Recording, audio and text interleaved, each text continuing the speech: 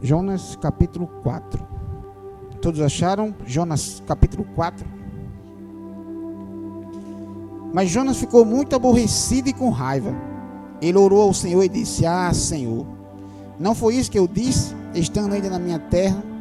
Por isso me adiantei fugindo para Tarsis, pois sabia que tu és Deus bondoso e compassível, tardio em irar-se e grande em misericórdia, e que mudas de ideia quanto ao mal que anunciaste. Agora, Senhor, peço que me tires a vida, porque para mim é melhor morrer do que viver. E o Senhor disse: você acha que é razoável essa sua raiva?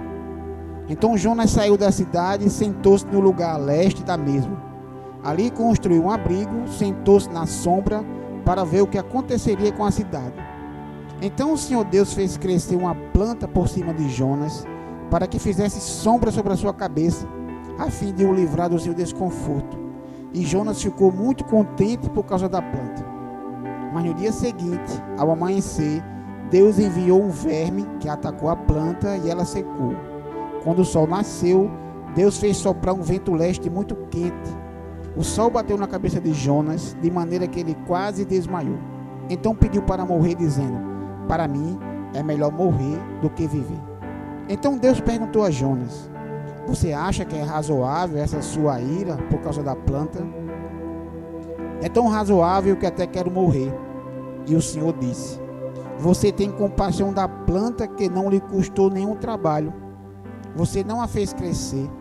Numa noite ela nasceu e na noite seguinte desapareceu. E você acha que eu não deveria ter muito mais compaixão da grande cidade de Nínive, em que há mais de 120 mil pessoas que não sabem distinguir entre a mão direita e a mão esquerda, e também muitos animais? Oremos. Santo Deus, grande em misericórdia, como diz o apóstolo Paulo, rico em misericórdia, oramos a Ti, Senhor Deus, nesta noite, para que neste momento, Senhor Deus, Tu possa agir em nosso coração com o Teu Espírito Santo, Pai. Que o milagre do ouvir, o milagre do coração sensibilizado pela Tua palavra, Senhor Deus, possa acontecer em cada um de nós, Senhor Deus, e possamos nos arraigar, nos firmar, nos alicerçar mais na Tua palavra, Senhor Deus. Pedimos a Ti, Senhor Deus, perdão dos nossos pecados. Pedimos a Ti, Senhor Deus, para que Tu aceite o nosso culto, aceite o nosso louvor. O que está sendo feito aqui, Senhor Deus, é exclusivamente, Senhor Deus, para Ti. É para a Tua glória, para Teu louvor, é para que o povo saiba que existe um Deus vivo e, como foi falado aqui pelo pastor, o Deus que enviou Seu Filho, que ressuscitou. Nós adoramos o Deus que se encarnou e que ressuscitou para a glória do Teu nome. É assim que nós oramos a Ti, em nome do Teu Filho amado Jesus Cristo. Amém. Irmãos, iremos meditar no seguinte tema: a misericórdia de Deus e um profeta de Deus sem misericórdia. É até controverso, né? A misericórdia de Deus e um profeta de Deus sem misericórdia. Com toda certeza, irmãos, Jonas foi o mais exímio e o mais excelente pregador de todo o Antigo Testamento. A mensagem desse profeta causou impacto nas pessoas que nem o ouviram falar de forma direta. Pessoas que não ouviram nem viram Jonas pregando se converteram do seu mau caminho. No hebraico, na língua original, esse profeta anunciou a palavra de Deus com apenas 5 palavras. Não foi mais do que isso, apenas 5 palavras. Vamos dar uma olhada, irmão, no capítulo 3.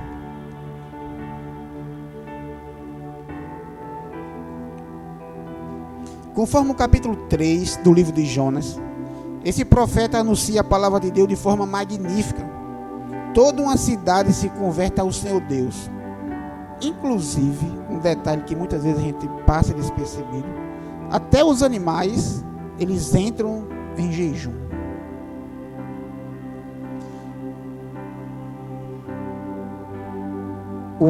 O impacto foi tão grande, irmãos, foi tão magnífico no coração das pessoas, que o rei, ele conclama toda a cidade. E olha o que ele diz no capítulo 3, versículo 8: todos devem ser cobertos de pano de saco, tanto pessoas como animais.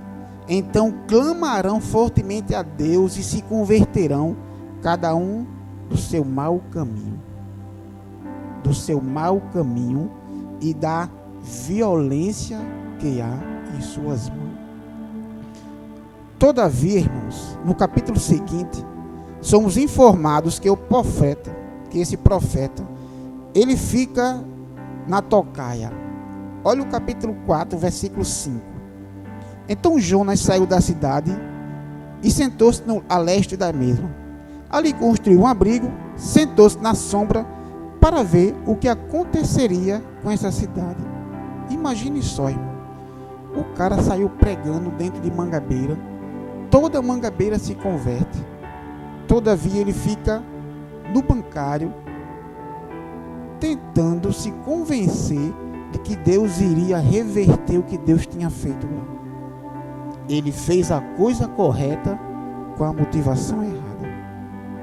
Ele fez o que Deus mandou, mas o coração dele estava totalmente desvinculado com a vontade de Deus. Prosseguindo, já diz o pastor Hernandes Dias Lopes. Olha o que Hernandes Dias Lopes diz sobre o profeta Jonas.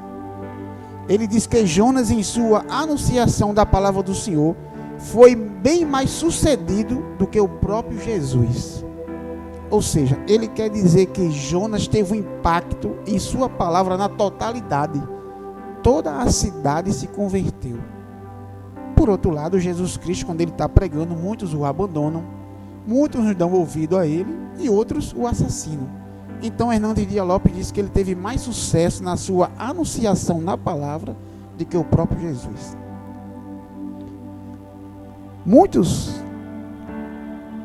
passam por despercebido, irmãos, quando nós estamos lendo esse capítulo 4, dessa soma da totalidade de pessoas, quando ele diz lá no versículo 11: e eu não teria compaixão de 120 mil pessoas. Ou seja, a leitura da minha Bíblia aqui diz assim, muito mais do que 120 mil pessoas. E Jonas só fala apenas 5 palavras.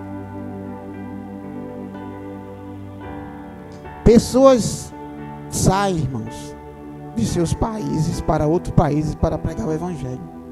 Abandonam o emprego, pessoas deixam seus familiares e saem. Muitos hoje, eles tentam ter sucesso na evangelização. Muitos fazem planilhas, projetos, eles procuram ter uma motivação, uma planilha onde eles digam, vamos alcançar um número maior de pessoas.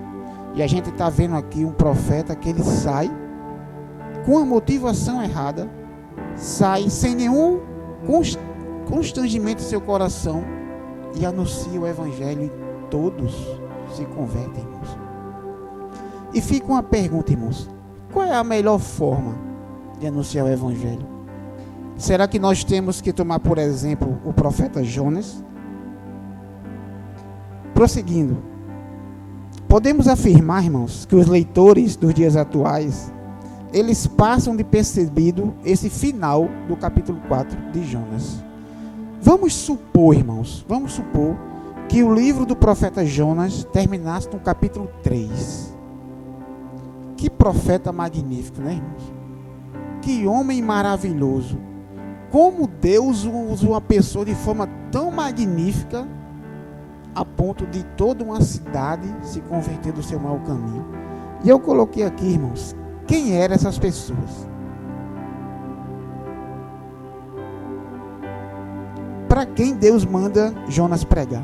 Para o povo de Nínive. Eu coloquei aqui, que eu tirei do livro de Timothy Keller, quem era esse povo de Nínive. Nínive era a capital do Império Assírio. A Assíria foi um dos impérios mais cruéis e mais violentos dos tempos antigos. Os reis assírios frequentemente registravam os resultados de suas vitórias militares, regozijando-se com satisfação maligna diante de planícies inteiras forradas de cadáveres e de cidades inteiras incendiadas até o chão. Ou seja, quando esse capital do império aqui, quando a Assíria, ela invadia uma cidade, ela fazia questão de amontoar os homens, mulheres, crianças e tocar fogo, fazer aquela montanha, aquela chaminé de pessoas vivas e tocarem fogo. O imperador Salmanassé é notório por relatar, nos mais horrendos detalhes, atos de tortura, desmembramento e decapitações de inimigos em grande painel de pedras esculpido em alto relevo. A história da Assíria é tão sangrenta e tão sanguinária quanto a podemos ouvir. Depois de capturar os inimigos, os assírios normalmente cortavam-lhe as pernas e um dos braços e deixavam o outro braço para poderem cumprimentar a vítima, apertando-lhe a mão com escárnio enquanto ela morria. E Deus, irmãos, está derramando a sua misericórdia sobre esse povo. Olha o tamanho da maldade que este povo é capaz de fazer.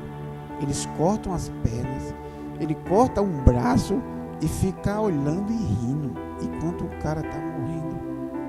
E Deus levanta um profeta do seu povo, e manda ir pregar para esse povo. Quando a gente está lendo o capítulo 1, agora a gente entende porque que Jonas, de vez de ir para Bancários, vai para Valentina. De vez de ele tomar o rumo norte, ele toma rumo sul. Porque a Assíria, irmão, também fez isso com o próprio povo de Deus. Se vocês estiverem lendo o Antigo Testamento, vocês vão ler lá nos livros de Reis. O povo de Israel foi levado cativo para a Síria, depois foi levado cativo para a Babilônia, depois foi levado cativo para Roma. Estava preso em Roma. Todavia eles tinham aquela liberdade ali, mas eles estavam dentro da capital dele, mas estavam presos. Ou seja, Jonas viu, irmãos, isso acontecer. Jonas era um homem judeu, um patriota, um homem de Deus, e ele está vendo isso acontecer. Deus o levanta do meio do seu povo para ir pregar esse povo, irmão. É por isso que ele foge. Continuando.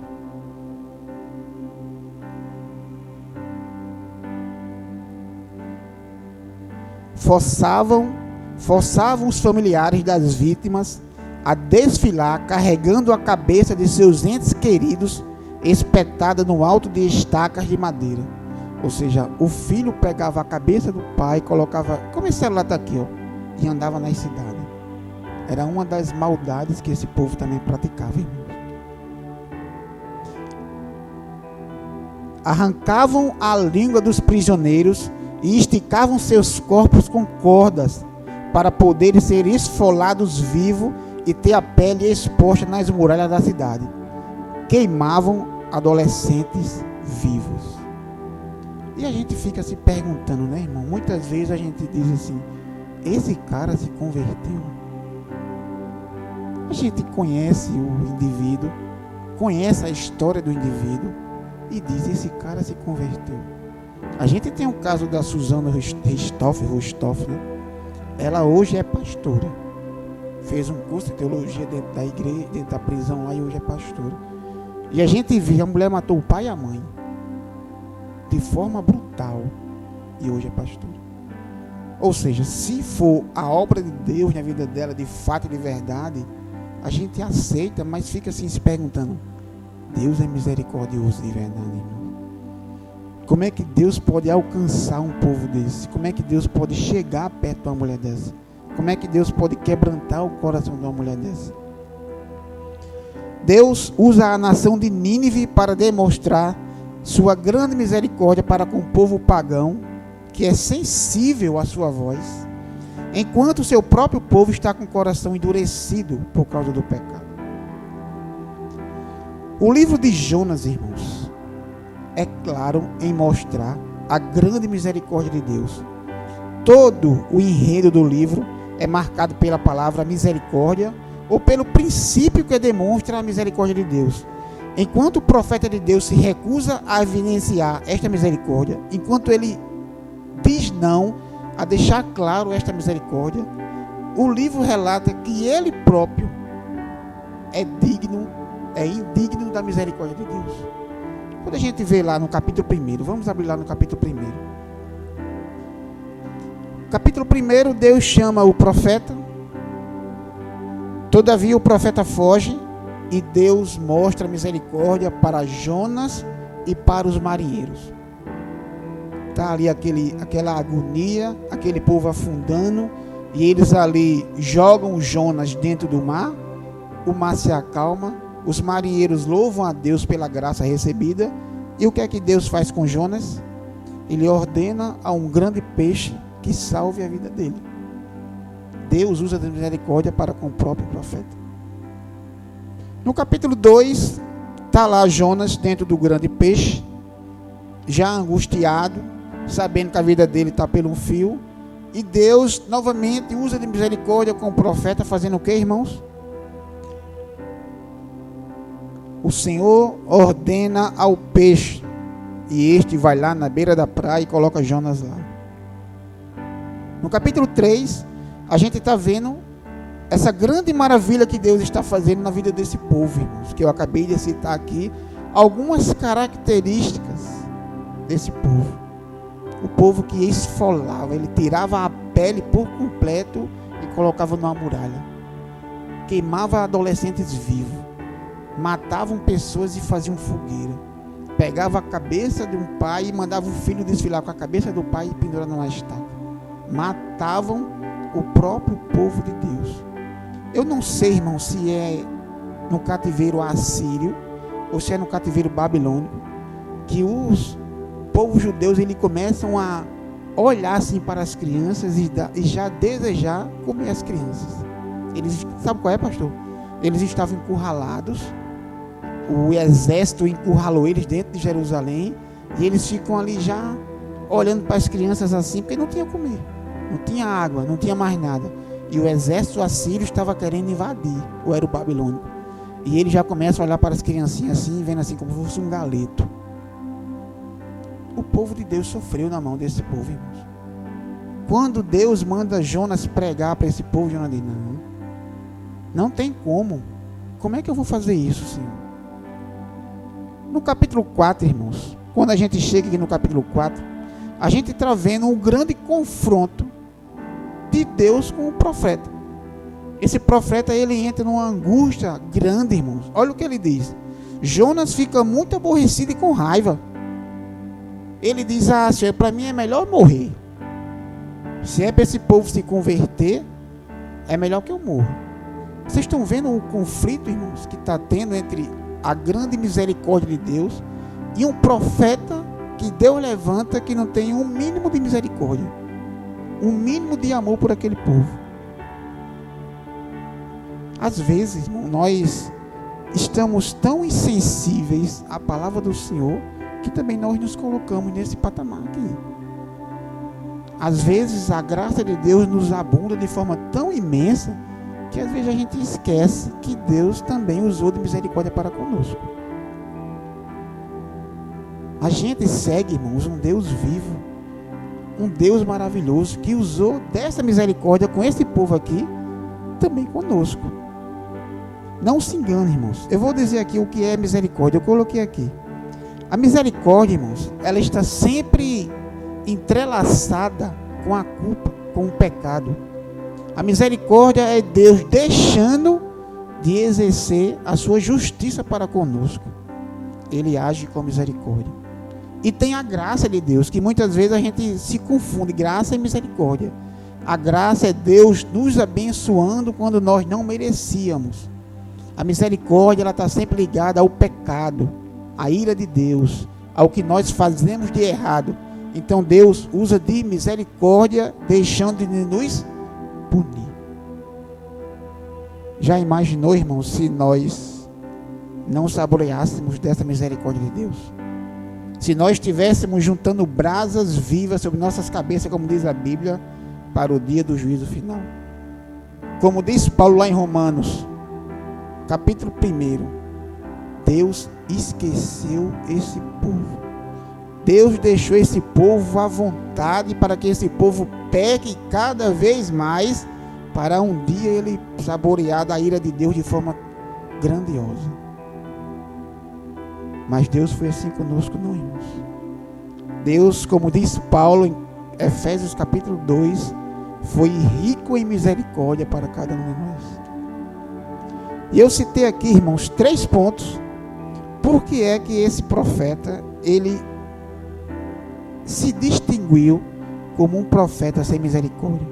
Vamos ler do capítulo 1 até o 3.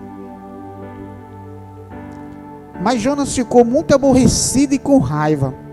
Ele orou ao Senhor e disse: Ah, Senhor, não foi isso que eu disse estando ainda na minha terra? Por isso me adiantei fugindo para Tarsis. Aí ele diz assim: pois sabia que tu és Deus bondoso e compassivo, tardio em irar-se e grande em misericórdia, e que mudas de ideias quanto ao mal que anunciaste. Agora, Senhor, peço que me tires a vida, porque para mim é melhor morrer do que viver. Irmãos, o problema aqui do profeta não usar misericórdia é porque a vontade dele está em contrapartida à vontade de Deus. A vontade dele está sendo maior do que a vontade de Deus.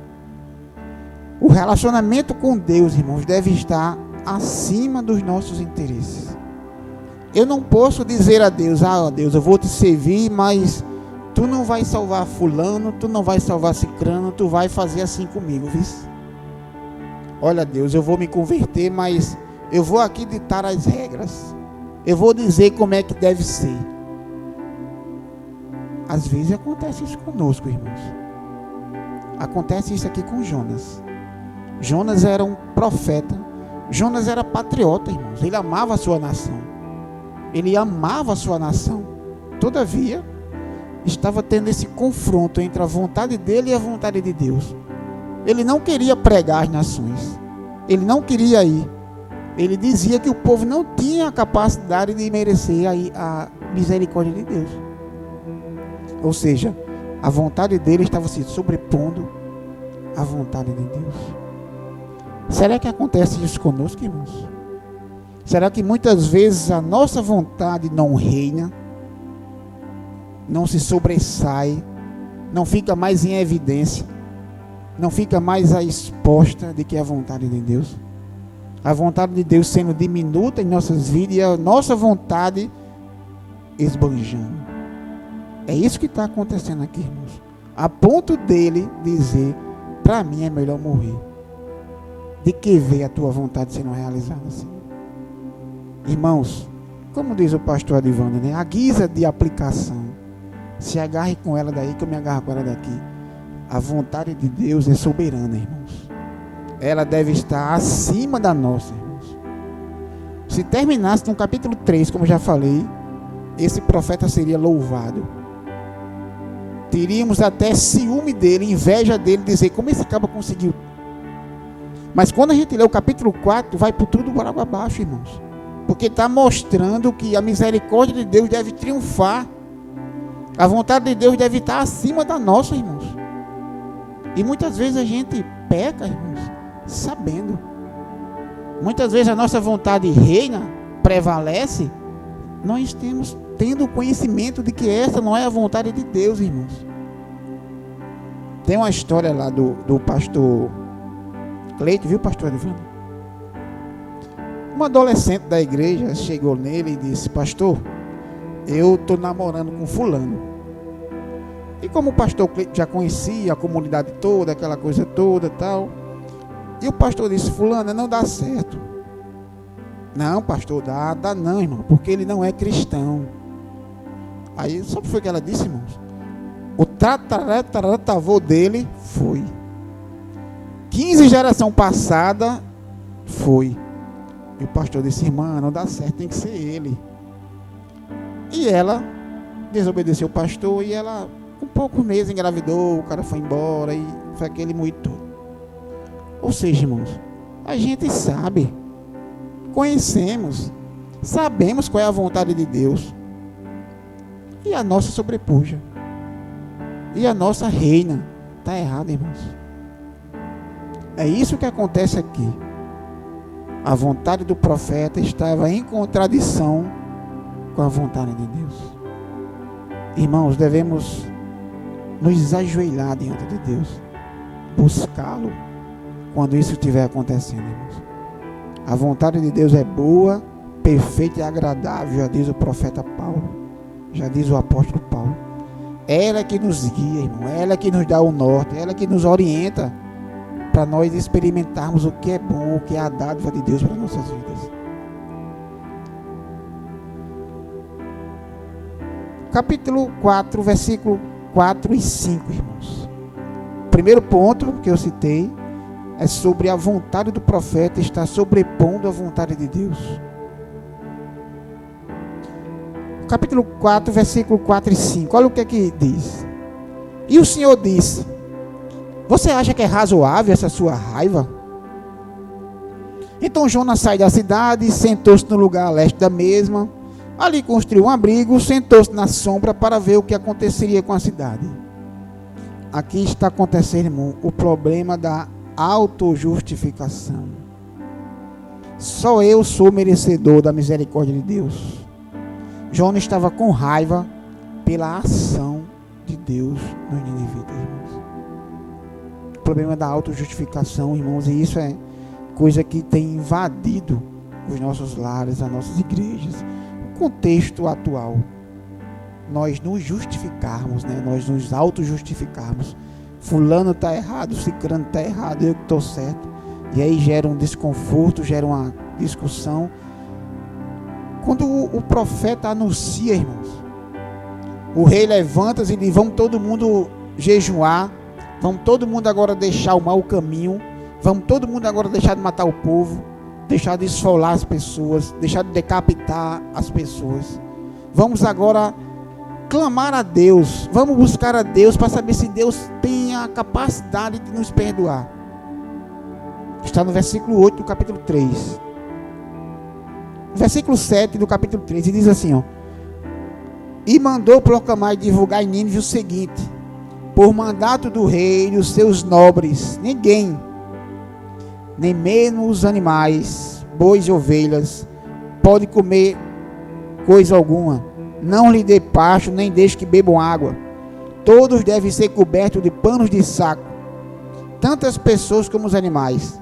Então clamarão fortemente a Deus e se converterão, cada um do seu mau caminho e da violência que há nas suas mãos. Aí o versículo 9 diz, ó: quem sabe? Eles tinham a consciência, irmãos, do pecado, da maldade, do horror que eles faziam. E ele diz, ó: quem sabe, talvez Deus se volte e mude de ideia, então se afaste do furor da sua ira, para que não pereçamos. Eles estavam convictos, irmão, do seu erro, do seu pecado. Eles agora estão mandando até os animais, até as vacas, os bodes: deixa esse povo, deixa esse bicho aí tudo com fome, vamos jejuar, vamos buscar a Deus, vamos proclamar agora um jejum, vamos dizer a Deus que nós somos pecadores de fato, nós estamos errados. O contrário do profeta sem misericórdia, que está dizendo que apenas ele, apenas o povo dele é que merece ser perdoado, irmãos. Às vezes isso acontece conosco, irmão, quando nós nos limitando de falar do evangelho para certas pessoas, porque a gente diz: ah, aquilo ali. E ele diz até a verdade, né, irmão?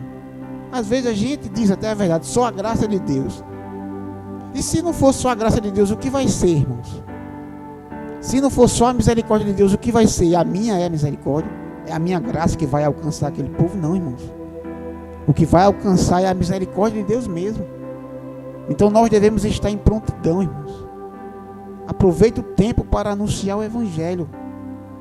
Se o rapaz lá, a moça lá, cometeu vários delitos, vários pecados, é uma pessoa que você acha indigna de receber o evangelho, mas Deus olha, irmãos. O povo de Deus, ele vai ser chamado de uma forma ou de outra, seja eu querendo ou não querendo. O que importa aqui é eu não se auto-justificar dizendo que só eu o mereço, apenas eu devo receber a graça de Deus, a misericórdia de Deus, apenas eu estou correto. Aquele fulano não merece, não, aquele me fez raiva. E aqui era uma intriga nacional mesmo, era coisa de nação contra nação. Ele sofreu. Quando a gente lê, irmão, capítulo 1, olha o que diz, versículo 1. A palavra do Senhor veio a Jonas, filho de Amitai, dizendo: levante-se, vá à grande cidade de Nínive e pregue contra ela, porque a sua maldade subiu até a minha presença. É como se Deus dissesse assim, irmão: ó, aquele povo que matou teus pais, aquele povo que assolou a nação, o meu povo, vai lá e prega para ele. Era uma coisa assim para Jonas, irmãos, e para nós hoje, estranha. Como é que eu vou pregar para o cara que matou meu filho? Como é que eu vou pregar o evangelho para uma pessoa que matou a minha família toda? Que fez coisas horrendas, coisas cruéis comigo, com minha família.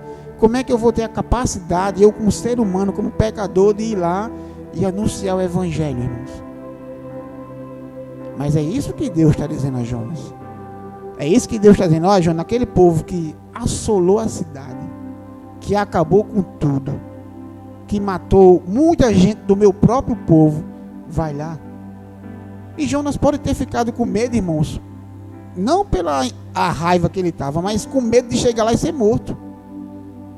Jonas podia chegar lá e dizer: puxa, veio morrer, foi, então acabou-se.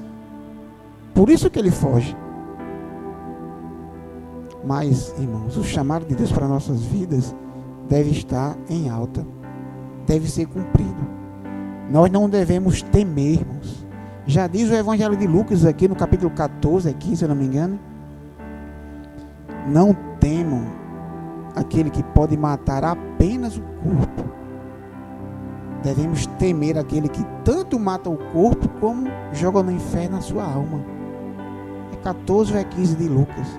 Quando os discípulos voltam felizes da vida, né? E ele diz, Jesus Cristo diz: não temam ele, não. Temam a Deus, que Deus pode tanto jogar o seu corpo dentro da cova, como jogar sua alma no inferno. Devemos, irmão, de coração quebrantado, de coração amoroso, e anunciar, seja lá quem for. Aquele meu inimigo, aquele meu patrão, aquele meu gerente que eu estou com a ferida no pé, ele chega e pisa em cima.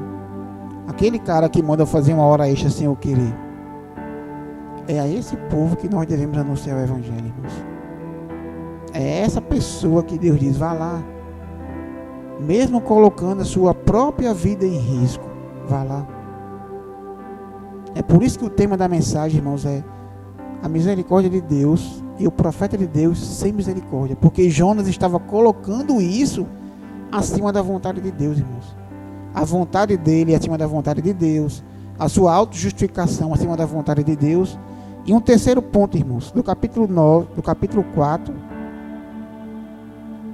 do 9 em diante. Então Deus perguntou a Jonas, de novo, né? Ele está tendo uma conversa aí, Jonas com raiva, querendo botar a corda no pescoço, querendo morrer de todo jeito. Você acha razoável essa sua ira por causa da planta? Agora não é o povo, mas agora é uma planta que nasceu e ele ficou lá deitado, vendo se Deus ia mudar a situação do povo. E Deus manda um verme e a planta secou, se ele deve ter caído da rede no chão. Diz assim: você acha razoável a sua ira por causa da planta? Jonas respondeu: é tão razoável que até quero morrer. Então o Senhor disse: olhe só, irmãos, você tem compaixão da planta, que não lhe custou nenhum trabalho. A palavra aqui, irmãos, compaixão, é uma palavra que ela denota, ela nos transmite uma ideia de sentir a dor, de você chorar por aquilo. O que é que esse trecho está nos ensinando, irmãos?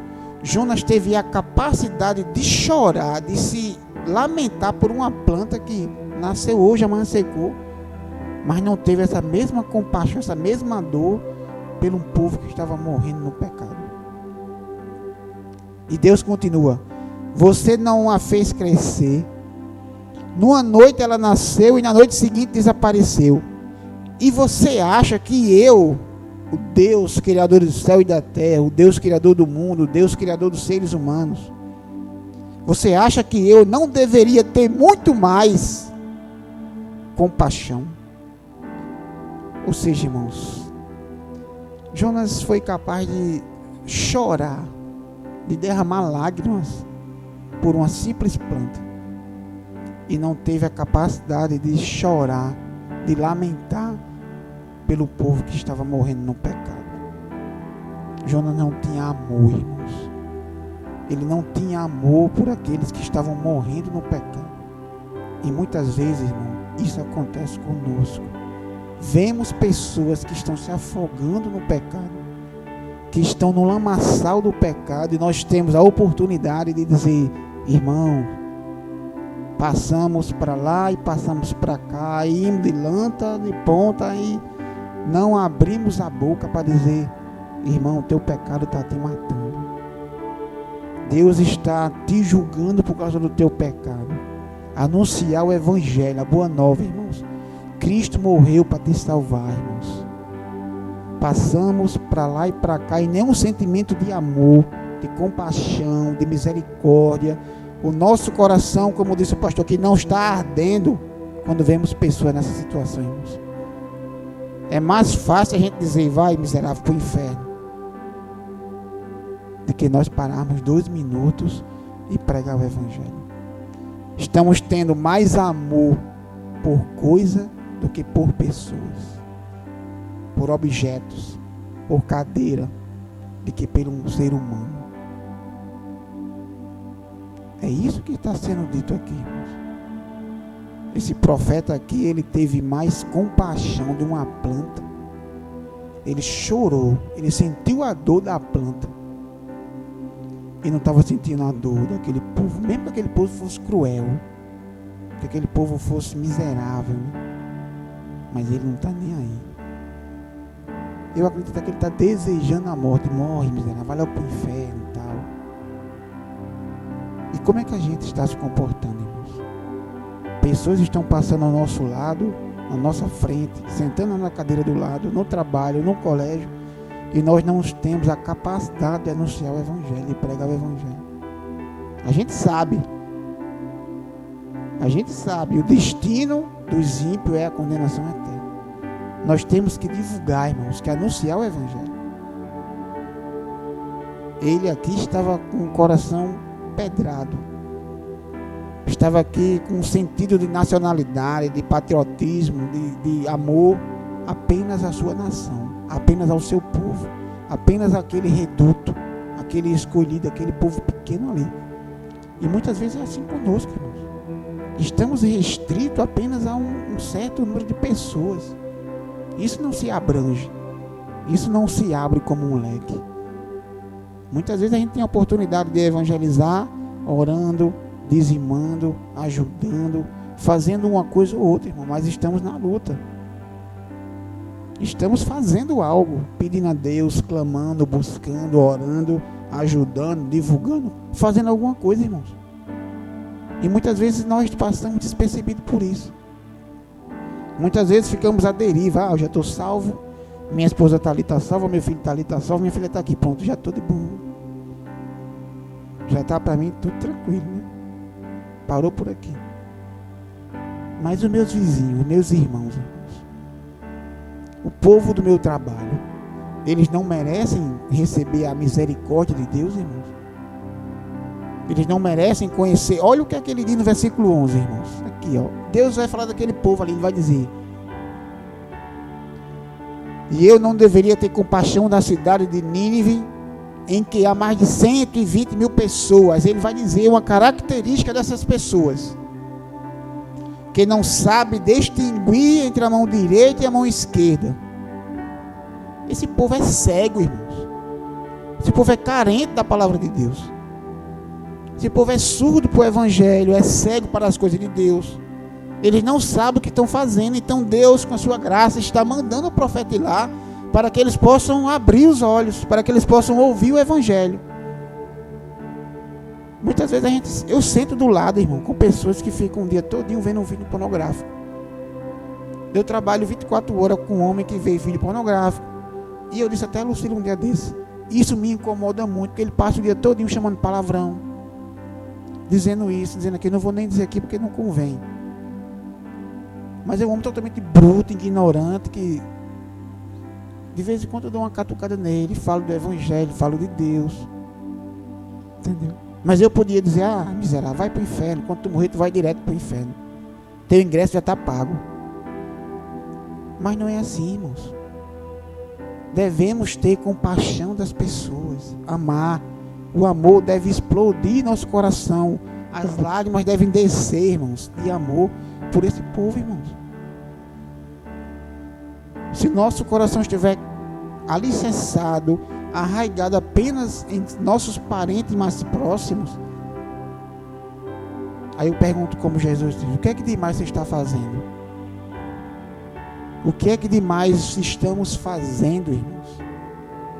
Se nós estivermos restrito apenas o nosso curral ali, eu, minha esposa e meus filhos, acabou. É só nós 4 que merecem a graça de Deus e mais ninguém. Muitas vezes acontece conosco, irmãos. Estamos do lado de pessoas que precisam ouvir o verdadeiro evangelho. Não é dizer, Jesus te ama. Então se ele me ama, eu vou continuar por aqui mesmo, porque é por aqui que ele está me amando. Eu não posso chegar no homossexual e dizer, Jesus te ama. Ele já me ama, então eu vou continuar aqui. Eu tenho que dizer que o pecado dele afronta a santidade de Deus. Eu tenho que dizer a ele que Jesus Cristo morreu pelos nossos pecados, que ele se arrependa do pecado dele, porque Cristo já morreu por isso. Também cabe a nossa parte saber o que dizer, né, irmãos? Porque isso é até tema de confronto entre teólogos. Se eu posso dizer, irmão, fulano, Jesus te ama. Teve até um debate naquele Tudo a Ver com Nicodemos e um arminiano. E eles estavam tocando nesse assunto. Se eu chegar no homossexual e dizer, irmãos, Jesus te ama, ele pode responder com toda certeza, então se ele já me ama, ele não vai deixar de me amar, então eu posso continuar por aqui, por onde eu estou indo. Isso não é conversão. Conversão é aí você voltar, se arrepender do seu mau caminho, como está dizendo aqui, capítulo 3, versículo 8. Se converter do seu mau caminho, abandonar, irmãos. Esse profeta é sem misericórdia porque ele amou mais as coisas, irmãos, mais os bens, mais a sua própria vida do que um homem que não tinha Deus no coração. Será, irmão, que nós também não estamos nesse patamar, dizendo, então ele deixa ele para lá, irmão. Nada a ver, não, deixa ele morrer para lá. A gente fica, irmão, com o coração quebrantado. Assim, sim.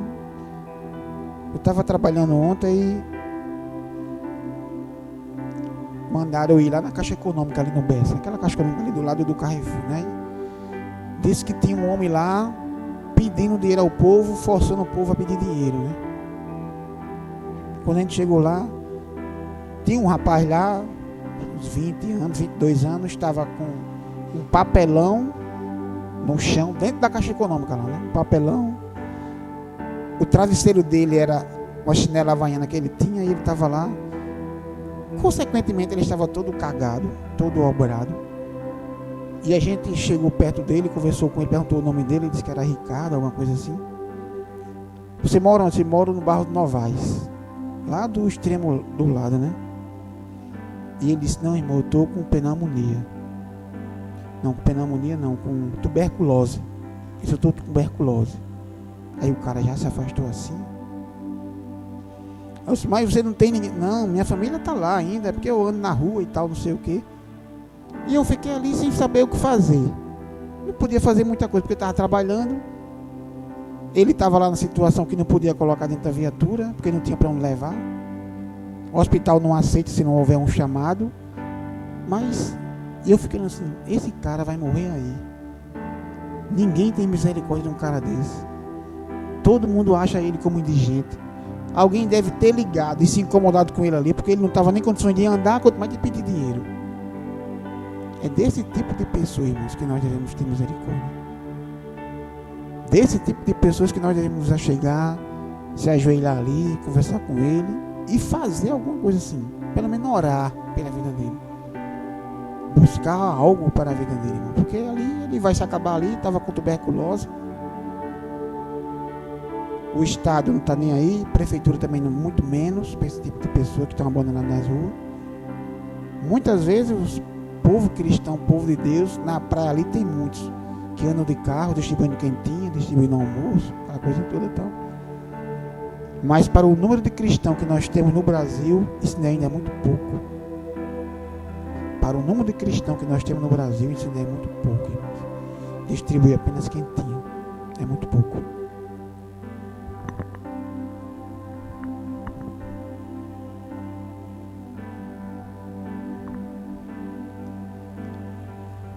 Irmãos, nós vimos aqui 3 pontos, né?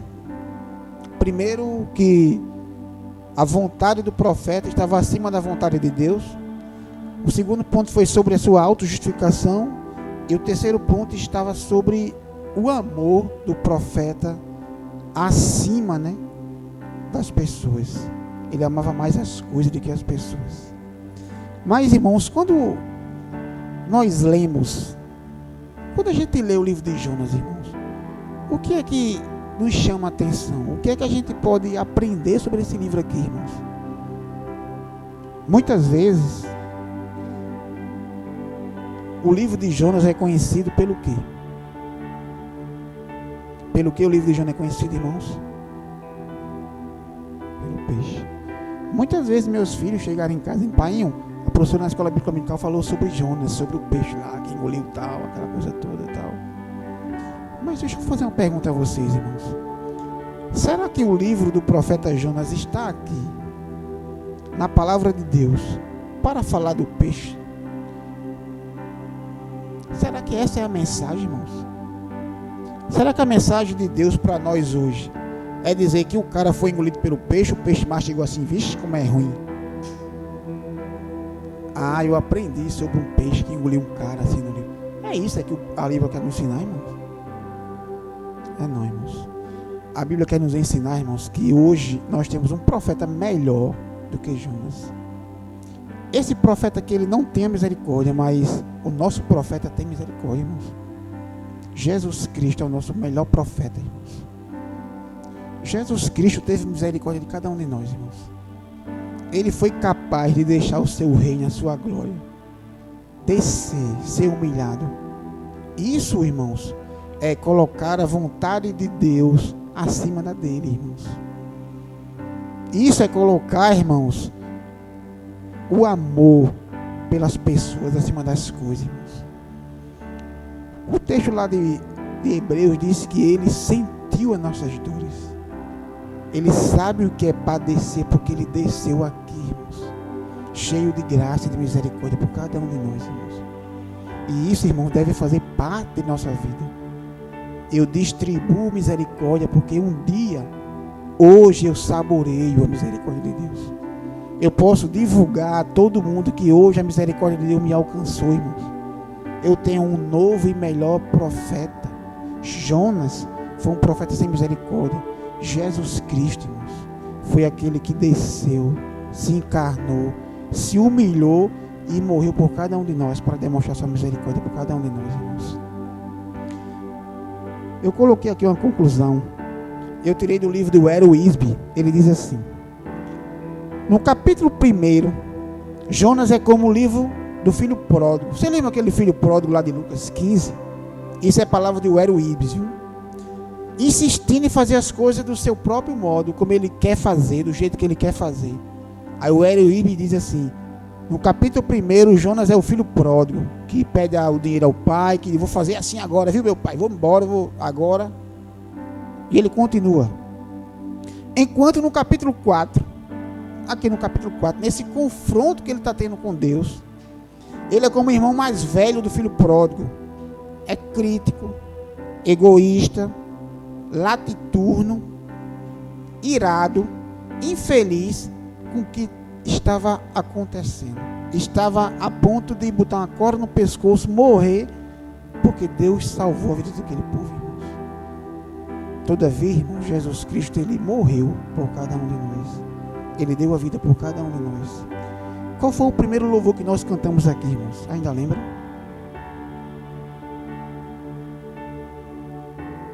Teu reino é sempre eterno, pleno de misericórdia, justiça e verdade estão no teu reino para todo sempre. E nós hoje, irmãos, muitas vezes pecando, durante todo o dia de hoje, chegamos aqui, colocamos nosso joelho no chão e Deus vai derramar sua misericórdia sobre cada um de nós novamente. No começo eu disse que a misericórdia de Deus estava atrelada com o ato da culpa, do pecado, né? É por isso que Davi diz assim, irmãos: tem misericórdia de mim, Senhor, não tira de mim o teu espírito. Davi sabia que tinha pecado. E Paulo, no capítulo 2 de Efésios, Paulo faz aquele relato ali, né? Ele diz que o homem está seguindo o caminho do mundo, seguindo o curso de Satanás. Mas no capítulo 4 ele diz o que, irmãos? Abram aí, 2:4 de Efésios.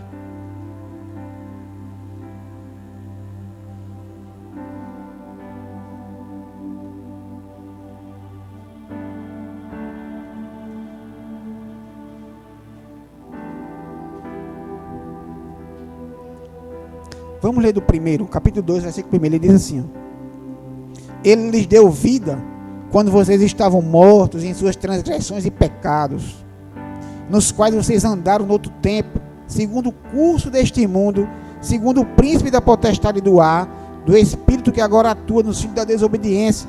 Entre eles também nós todos andamos no passado, segundo as inclinações da nossa carne, fazendo a vontade da carne e dos pensamentos, e éramos por natureza filhos da ira como os demais. Versículo 4, irmãos.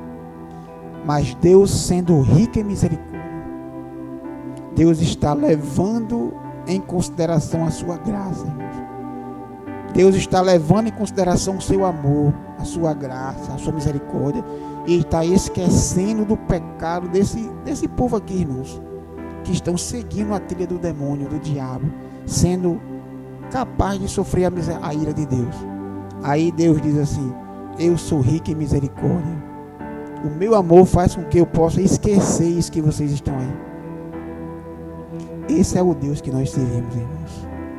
Esse é o Deus que envia o seu Filho, que mata o seu Filho na cruz, porque Ele tem misericórdia de cada um de nós, irmãos. Essa misericórdia nós já saboreamos, irmãos, já experimentamos, já faz parte de nossa vida, já está conosco, já é minha, já tenho posse dela, da misericórdia de Deus, irmãos.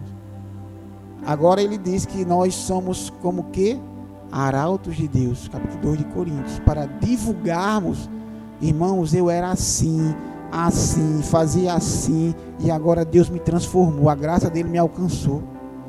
Ele também quer usar a misericórdia dele para contigo, devemos divulgar isso, irmãos. Jesus, irmãos, Cristo Jesus é a fonte de misericórdia que cada um de nós precisamos, que cada um de nós precisávamos, que cada um do povo lá fora precisa, irmãos, e nós não devemos esquecer disso nunca, irmãos. Aplicação, irmãos, desse texto para a nossa vida, são aqui 3 aplicações rápidas. Qual o nível, irmãos, de sensibilidade que nós estamos tendo em relação à palavra de Deus, à vontade de Deus em nossas vidas, irmãos? Qual o nível de sensibilidade nós estamos tendo, irmãos, diante da vontade de Deus em nossas vidas? A vontade de Deus é soberana. A vontade de Deus está reinando, irmãos, ou é a nossa vontade? Qual a vontade, irmãos? O profeta Jonas aqui disse: eu quero morrer e não quero ver a vontade de Deus ser feita. Segundo, irmãos, qual o nível de alegria nós temos, irmãos, em saber que hoje nós temos Cristo Jesus ressuscitado, como foi lido aqui, que é capaz de distribuir misericórdia para cada um de nós? Como é que nós estamos divulgando isso? Qual o jeito de nós nos expressarmos, de expandir essa misericórdia, essa alegria, esse amor que Cristo tem por todos nós? Qual o nível de alegria, irmãos? Lembrando daquela parábola que Jesus fala lá: quanto mais é perdoado, mais é amado. Quanto mais nós sentimos o que nós éramos, nós iremos amar a Deus.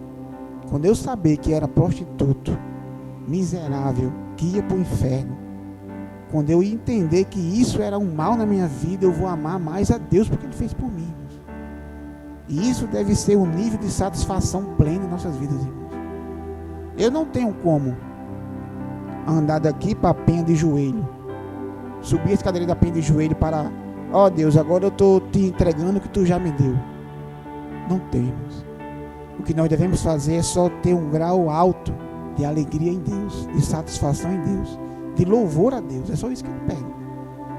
Eu não tenho como retribuir a Deus o que Ele fez na minha vida, na vida da minha família. Nunca terei. Mas o regozijar-se, o alegrar-me, o dizer ao povo que Ele fez na minha vida, eu tenho e devo fazer. Qual o nível, irmãos? De 0 a 10, como é que... Onde está? E a terceira aplicação, irmãos. Estamos nós fugindo, irmãos, da vontade de Deus, ou estamos nós dizendo, eis-me aqui, Senhor? O profeta fujão foi embora.